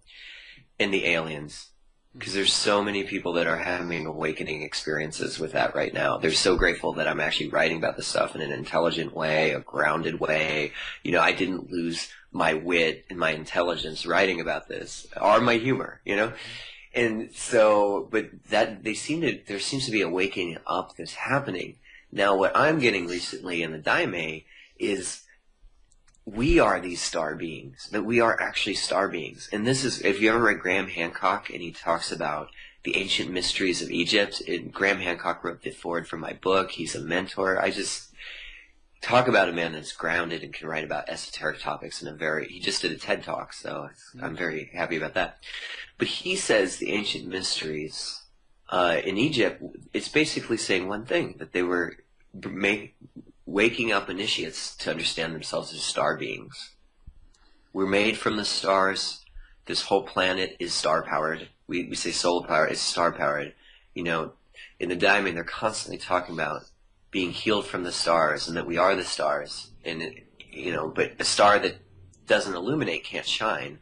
So the process of, I think, most initiatic paths is to clean out and illuminate the star body and connect with that star energy. So that's a little wilder, but if you start thinking of it like that, then when you meet people, I mean, I feel like life is very psychedelic now without taking anything, because I just meet so many interesting people with these different, if it's star energy, they're holding different energetic frequencies. And sometimes I'm just like, what planet is this person from? And I almost mean it literally, but, So when you say star energy, you mean actually some energy from some other place that they're embodying here. Is that what you mean? I think that's possible. Mm-hmm. Yeah. Or it's being held in their, DNA's energy, or it's being held in their, just their energetic body.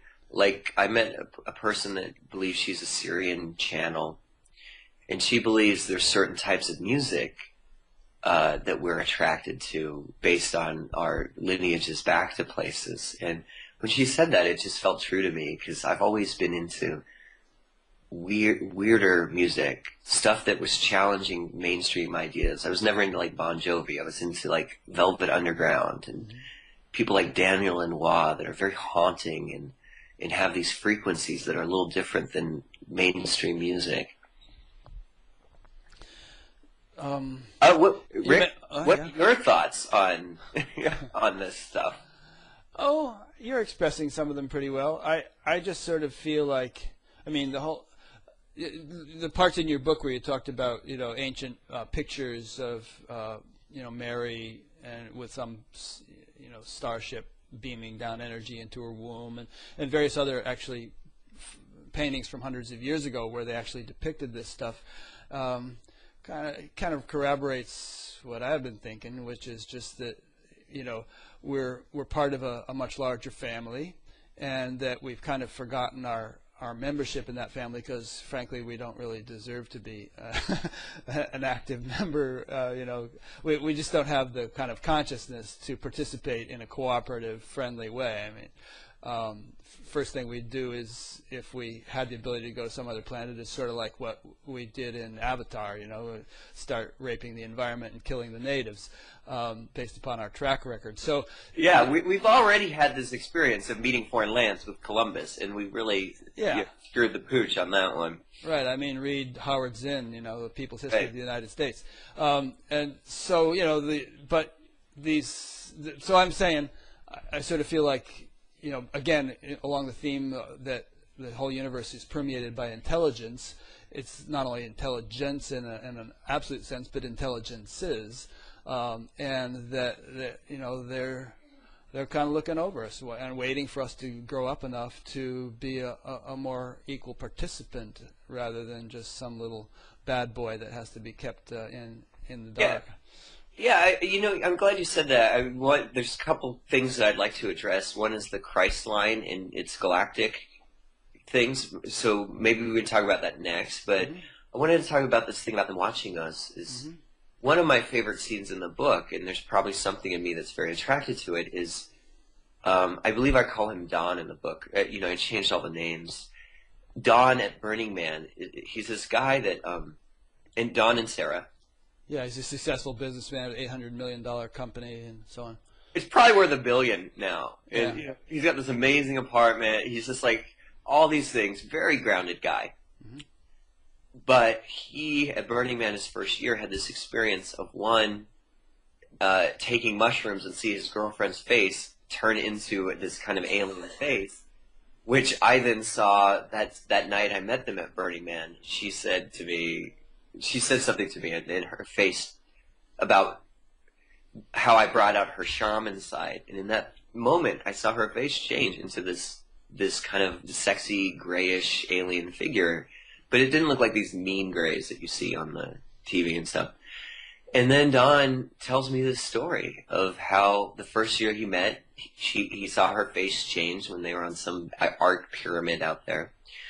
And then when he went to bed for 3 nights in a row, his consciousness was taken up to what he would say was the mother ship. And I think his line is, it was full of these like really fun creatures. Like, it wasn't these boring creatures we hear about. It was like a carnival of like androgyny and David Bowie kind of like people. And they had like really cool tattoos, a lot of them. When I hear that, it sounds to me like they probably love themselves a lot and were doing a lot of creative expression. And what he saw is he looked out this mothership, and he said what he saw were these like thousands of ships beaming down high vibrational lights of indigo to help the frequency, like there's intention. And he also said he saw a few ships that were beaming down kind of like black energy or negative energy. And he was told by these other beings that some of those were reptilian based, but the majority were there kind of helping in a very subtle way. Mm-hmm. And that's been kind of the guidance in the Electric Jesus, is there's this galactic shamanic assistance that takes place throughout the book.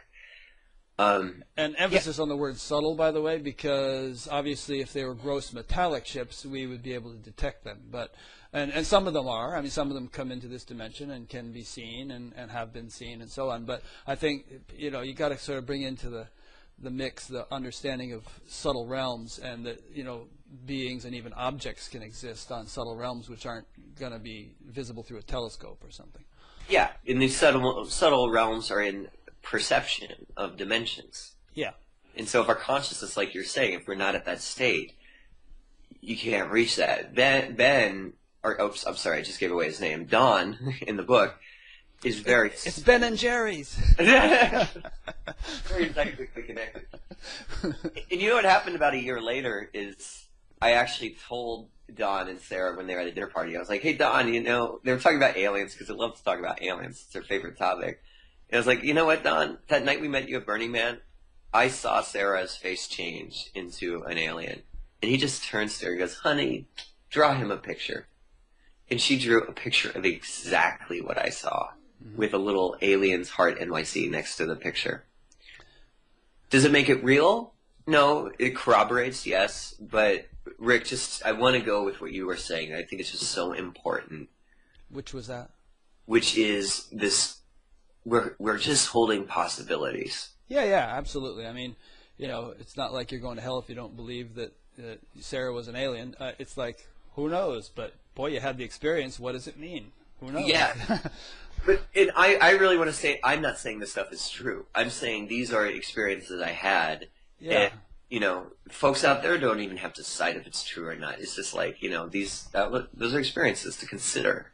I'm all for throwing everything into the mix, you know, and, you know, not coming to firm conclusions or needing to, but keeping open to all possibilities, because as you say, it's a very magical and mysterious universe out there. And like I said, quoting Shakespeare earlier in the thing, there are, where I lost the quote, but, you know, there are more possibilities in this heaven and earth than are imagined in your philosophy. So it's like, you know, and again, you know, hearkening back to 150 years ago, 1,000 years ago, people's, you know, imaginations, except for a few outliers like Jules Verne, wouldn't have been able to anticipate the stuff that we take for granted today. And so that's just going to keep happening. And, you know, it might be that 200 years from now, people would think, what?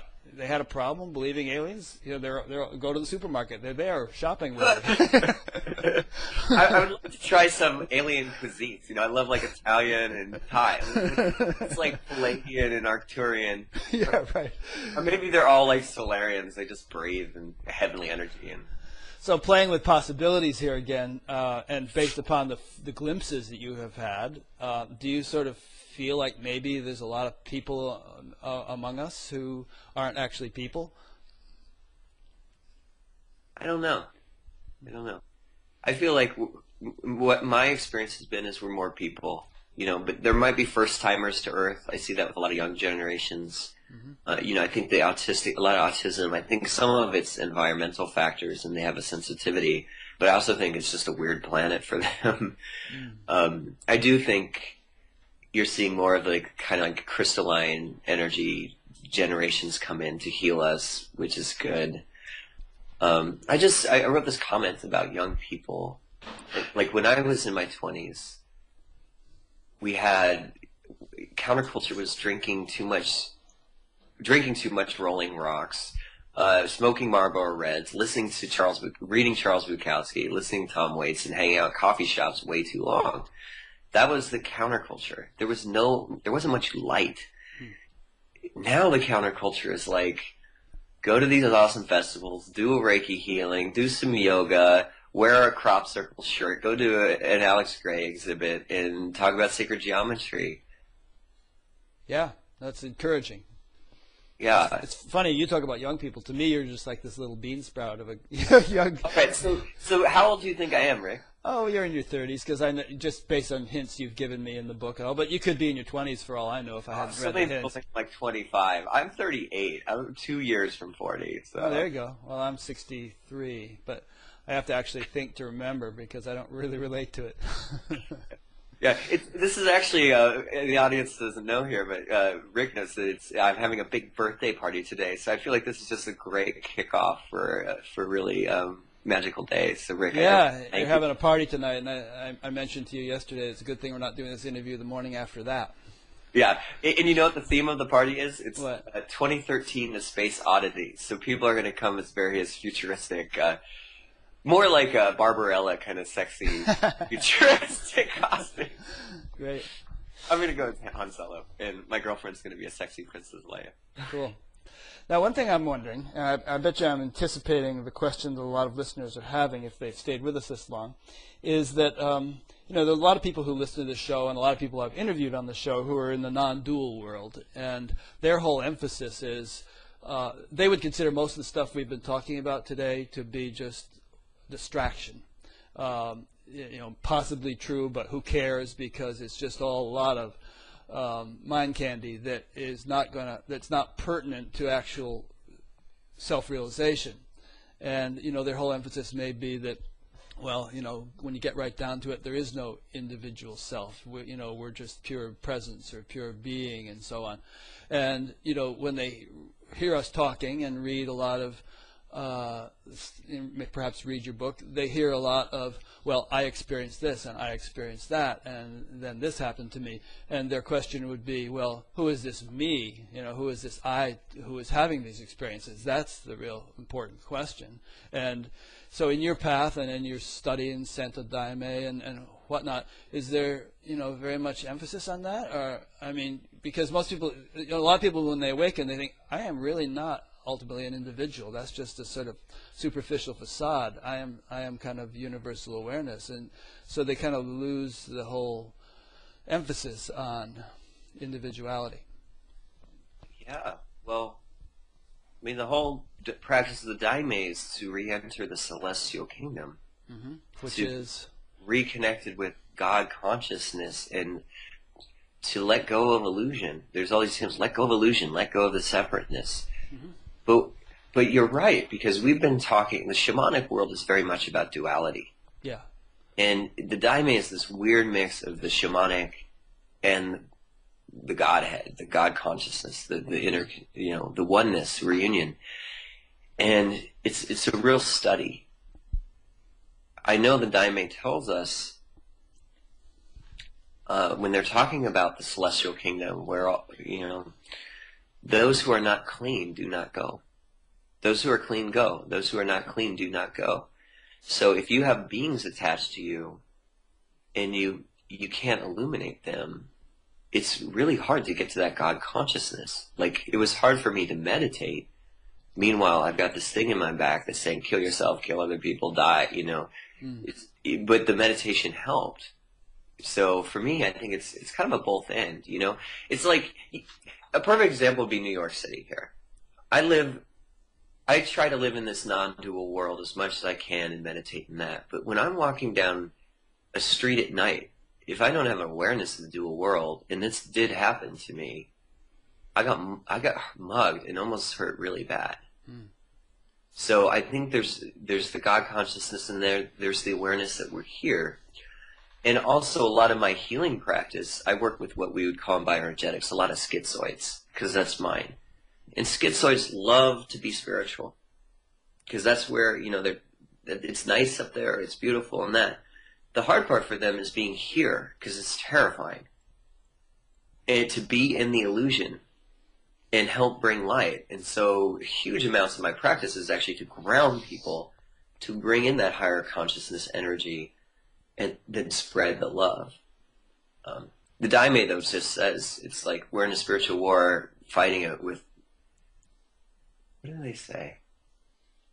With the certainty that we are going to win. Meaning God's not going to lose.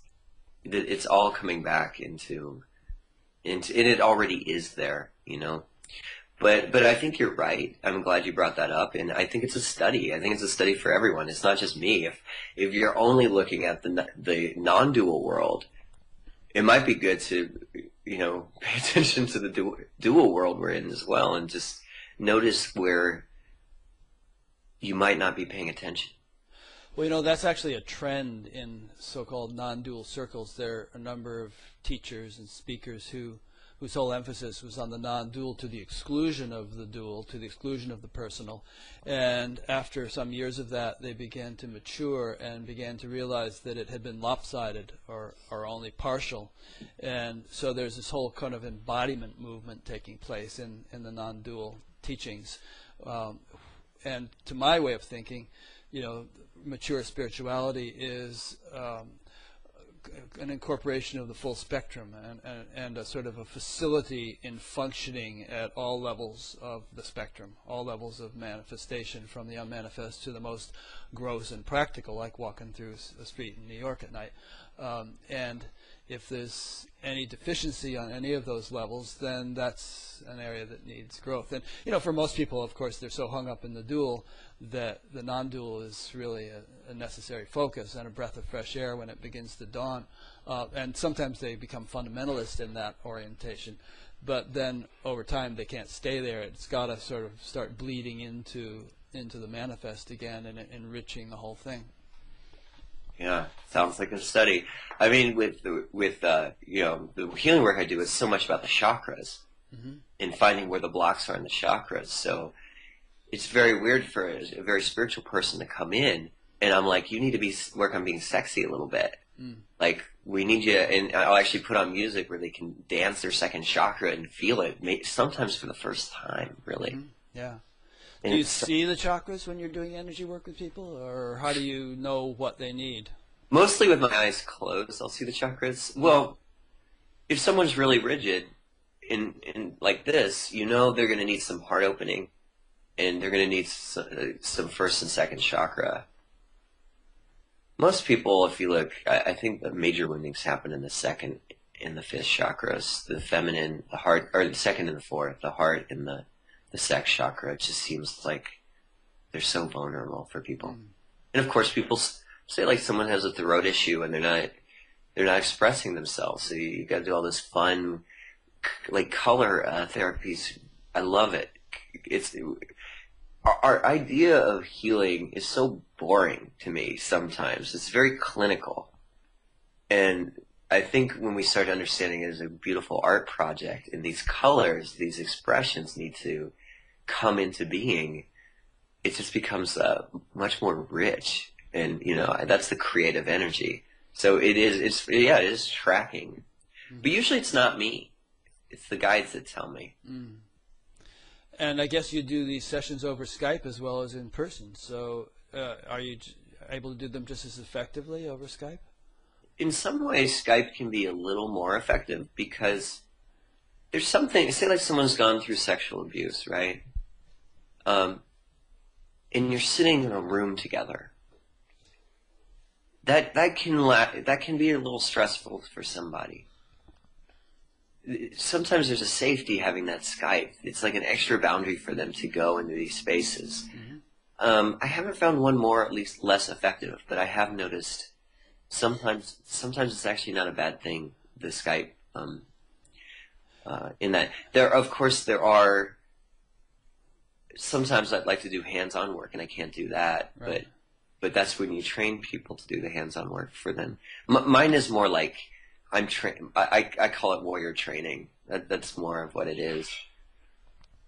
And if you're being assisted in this work by guides, then I guess those guides aren't restricted by geographical distance. They can, help facilitate it regardless of where the person is. Yeah, and I mean, there's been quantum physics studies on that too, right? Of how these different particles in very different locations will affect each other. So, like, what's that called? I know exactly what you're talking about. There can be, particles on opposite sides of the galaxy, and as soon as one takes an up position, the other takes a down position, without any limitation in terms of the speed of light and all that. But I forget what it's called. Yeah, but that's the thing. Yeah.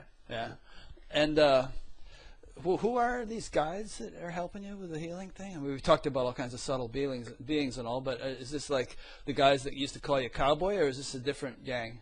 I do not know. You just definitely feel there's some kind of guiding entities. Yeah. And now that you said it, it actually might be a group of guides, but I always feel it as one. And it may be the same guides because they used to actually do some heart opening, moving my hands. And how do you know it's guides and not just your own imagination or your own kind of subtler intelligence or something? Rule number 1 of mediumship: don't make anything up. Rule number 1. What's rule number 2? Great question. Well, rule number 2 might be, how do you know if you're making it up or not? Rule number 2 is probably know who's coming in and be responsible. And 3 is open and close. There's a beginning, there's a middle, and there's an end to every to mediumship. And what happens is a lot of people are unconscious mediums throughout the day. You know, these dark entities will come through and yell at their partner and create separation, stuff like that. But as far as who these guys are, I want to share on my birthday last year in February. The Daime had been saying, call in your guides, call in your guides. I could very easily be a medium for this demonic entity. I could never get a guide. And I didn't even believe in guides. I was just like, the Daime is just making this up. There are no guides. Because what the guides do, there's a process. You bring in the dark being for the healing, and then he'll usually drink the Daime or she, and then you call in a guide, and the guide will like do these things to clear you out. But I never had guides. And then on my birthday last year, that's when one of the facilitators, she said, it's actually a daughter of Sebastião, down in Brazil. She said, call in your guides. And for the first time ever, my hand lifted. And then it just started moving. It started doing these Tai Chi moves. And it was moving energy into my system and cleaning me out. And when I really got it, was saying, here he is and help him. And it was funneling energy through me. And ever since that moment in mediumship, my guides come in. And this guide comes in and heals me after I bring in dark beings. And sometimes he just comes in anyways and heals not just myself, but this is what I love. It's not just us. We're part of a team. So we're here in physical space, and we have a really important role because we're the bridge between the lower and the upper. These high vibrational beings cannot reach to the dark astral stuff. They have to have kind of like a tunnel. And so they can grab the dark beings and bring them to the light. And some of the dark beings even come bound because they come tied up because they're too violent. And so this guide, what he's now doing in a lot of works is it's white magic. That's what this is, you know. And he will heal the Salao too, the healing space. He'll send golden energy to the entire room to heal people. You know, lights and stuff. But you have to surrender because as soon. You know what I did in the last work? Is like, for the first time, he was sending out beautiful gold energy to the whole room. And I got in my head, I'm like, that's so cool. Yeah. Immediately lost the connection. Yeah. Yeah. That's also rule, not number 1, but you know, if you go in your head, you lost the mediumship. I cut the connection. Yeah. And so on that day, that I was also told, you've been hesitating, it's time to take the name Taladon. I was initiated through the International Sufi Order. It means the rising sun. Having been through so much darkness, I feel like it's an appropriate name for me. And so from that moment on, I've been using that as my name. And so the Sufi Order is one thing, then the Santo Daime Church is another thing. And but now you feel strongly enough about the Sufi thing to have taken on a Sufi name.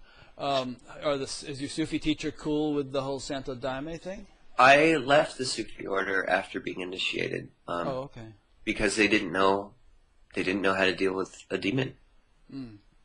You know, they love him, you know, help transform, but there's no techniques, there was no process. I have a great respect for the Daime for being able to do what no other modality I've run across, even ayahuasca, has been able to do. Okay. And this Daime thing, is this something you have to go to Brazil to participate in, or are there little chapters in the States? There's some around the world. It's legal. It's legal in Oregon. They fought for it there, so people could probably find out about it in Oregon and do it there. So what do you do? Commute to Brazil or Oregon?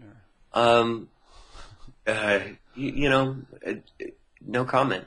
I see what you mean. Okay. Um, and tell us about Evolver and Reality Sandwich. Okay, yeah. So at the end of the Electric Jesus, I used to be this activist, and I wanted to get into what might be called mystical activism. I didn't want to just be initiate. I wanted to put this into the world and also maybe help other people that were going through similar processes. And so I met Daniel Pinchbeck, Ken Jordan, and Michael Robinson, and right as they were starting up this web magazine, and it was exactly what I was looking for. It's like an intersection of all things consciousness, because I feel like a lot of people have like one branch, and we wanted something that tracked like all of them. So it was like digital democracy, alternative currency, yoga, shamanism, plant medicine, design science, visionary science. All these things come together in this one place. So that's the web magazine. And being a media activist, for my book, I was really sick of sending things through the mainstream and having them crush the essence or be really cynical. And I'm just really grateful we now have these cheap open source platforms and stuff to, you don't have to have $10,000 to do a print run of a magazine anymore. So that was Reality Sandwich, and very quickly an activated community was developed. A bunch of leaders and writers started rising up. Maybe one of the bigger ones is Charles Eisenstein, who wrote this great book, Sacred Economics. I don't know if he's been on the show, but he'd be a good one. He's brilliant. And then we ended up having a book print too. It's called Evolver Editions with a lot of these leaders.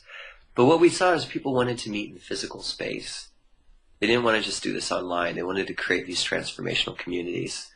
So Daniel came up with the name Evolver Spores because it's like this mycelial interconnected network where we share, it's intelligence sharing across this network. And we host monthly events on all the different topics I mentioned. A lot of them will do things like permaculture gardens or startup time banks. Or Baltimore started up their own local currency called the B Note. It's now in, I think, 200 stores. So we have 50 regional groups that do this. If people are interested in starting one up, you can just find me through the Evolver Network site, and we'd be happy to get you started. Mm-hmm. And can I say one more thing on that, Rick? Yeah, sure, anything. Being a first-time author and having these spores is a blessing, and I welcome you. I'm not sure where you live. I'd love to hook you up with one of the spores for some speaking engagements. But I have pretty much packed houses. I live in Iowa, Fairfield, Iowa. Iowa, that's a little tougher. Probably Chicago would be the closest thing. Yeah. Our Chicago spore isn't as strong as some others, but it gave me. I got to travel and have full houses every night because of this. And I'm not the only one. All these film screenings and book tours, we've created an alternative distribution network for this, which I'm very excited about. Cool. What was I going to say? I don't remember. But anything else in your head? Because I just went blank. I think no. I think we've covered a lot of great topics, in this time period. Yeah. No, really. And I know what I was going to ask you. Do you know Dr. Kurt Johnson, who lives in New York? No. He's a great guy. I interviewed him a few weeks ago. You might want to check out his interview. But he has just written a book called The Coming Interspiritual Age, and he's like a 30-year older version of you in terms of wanting to, maybe minus the ayahuasca, but wanting to bring together all these different things and recognizing that all the types of things you just mentioned, permaculture and different monetary systems and all that are symptomatic of a new type of spirituality, which is, like you're saying towards the beginning of your book, and I experienced this back in the Vietnam era when I was a new meditator, and people were protesting against the Vietnam War, and I thought, it's so superficial, they're not really going to have much of an effect. These people just seem to be egotistical and crazy, a lot of them, and what everyone should meditate, because that's deep. That's the level at which change really occurs. And of course, they would look at me and my type and think, hey, you're just sitting on your butt. You're not going to affect any sort of change. And you kind of went through that with your activist phase. But now I kind of realize all levels are needed, and that spirituality is not exclusive of political action, for instance, and vice versa. Political action without the spiritual foundation can become ineffectual, and you're just angry and you're not really getting much done. So in terms of wrapping up this point, I think we're evolving into a time now which is inclusive and which recognizes, and your Evolver.net is an example of this, which recognizes that a very multifaceted approach to spirituality is needed. So you can riff on that a little bit. You know what I'm saying? Yeah. Where I see this, like you were talking about, where activism meets spirituality too, is Occupy movement. Exactly. Yeah. Kurt was very involved in that, by the way. Yeah, I remember 2004. Man, activists did not talk about spirituality. That was no. That was for the freaks. That was not serious work. Exactly. Right? Now they were doing meditation flash labs. I heard tons of people talking about ayahuasca in Zuccotti Park. Deepak Chopra came there and spoke and all. Yeah.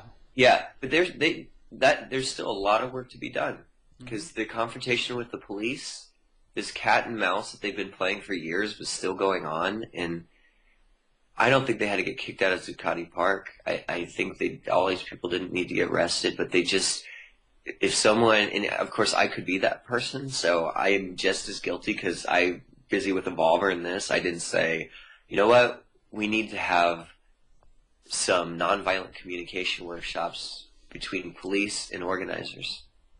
We need to, there's forgiveness circles you can do, which I'm not sure if police would be open to it, but right. Man, it would just, it's basic stuff. You talked about, we were talking about the dual world. Like maybe this is something I want to end the call on, is we've been in a civil war for so long.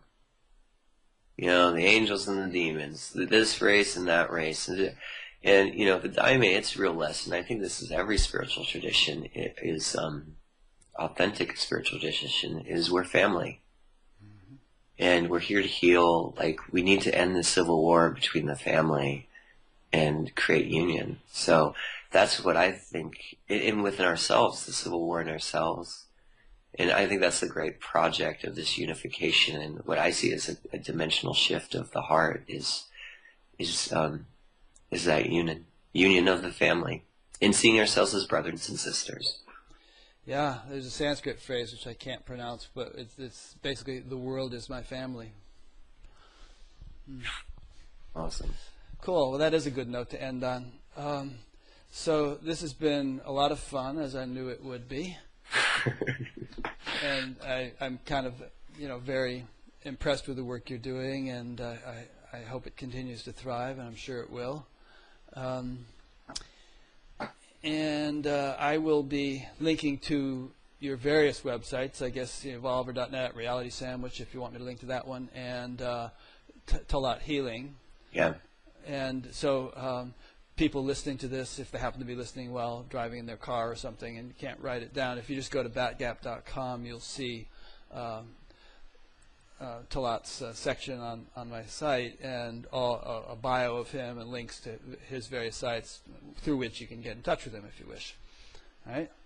So, any more comments before I make some general concluding remarks? Or? No. I'll conclude here with me and just say, Rick, thank you so much. I really, it's nice to have someone that's.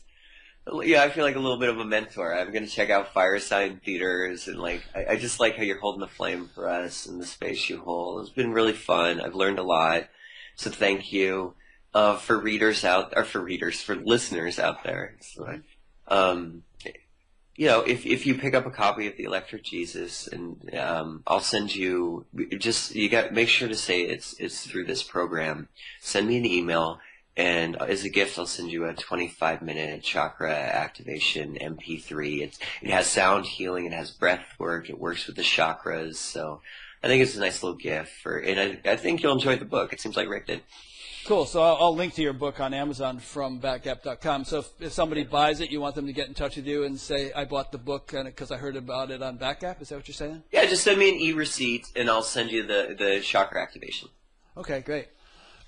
So to conclude then, you've been listening to or watching a interview with Jonathan Talat Phillips. This is one in an ongoing series of interviews. I do a new one each week. If you've enjoyed this and would like to listen to others, go to batgap.com and you'll see all 160-something of them archived. And you could also subscribe to the YouTube channel, and you'll see them all on that channel.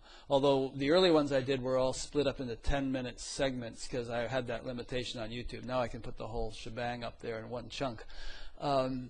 If you'd like to subscribe to the channel, YouTube will notify you every time I put up a new one, or you can go to batgap.com and click on a tab and subscribe to email notification for each new interview. There's also a discussion group on Batgap that crops up around each interview, and those become quite lively and stimulating sometimes. There is also a link to an audio podcast if you'd like to just get things on your iPod and listen while you ride your bike or whatever.